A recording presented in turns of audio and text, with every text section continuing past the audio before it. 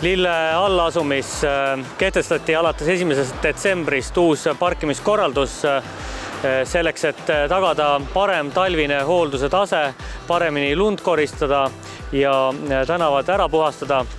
Oleme aastate jooksul pidanud kohalike elanikega nõu, otsinud erinevaid mooduseid, kuidas paremini tagada hea kord, kuidas paremini teid puhastada, kuid selge on see, et seni kuni autod on tihedalt pargitud teede äärde, ei saa korralikult meie lepingupartnerid tööd teha ja seetõttu kehtestasime alates 1. detsembrist siin uue parkimiskorralduse.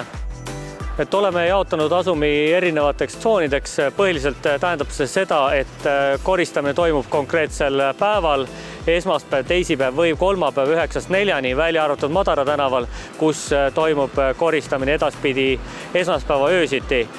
Piirang on 9–4, see tähendab, et sel ajal peavad autod eest ära saama.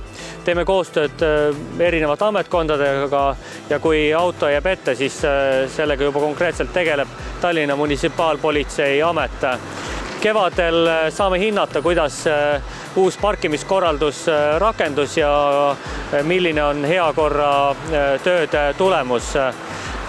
Tegime elanikega ka kohtumise, kus arutasime konkreetse lahenduse läbi. Vaatame, kuidas saab siin rakendatud, aga selge on see, et autode arv on igal aastal kasvanud selleks, et tagada parem heakorra tase, parem lume koristamine või lume väljavedu, siis tuleb täna see muudatus ära teha.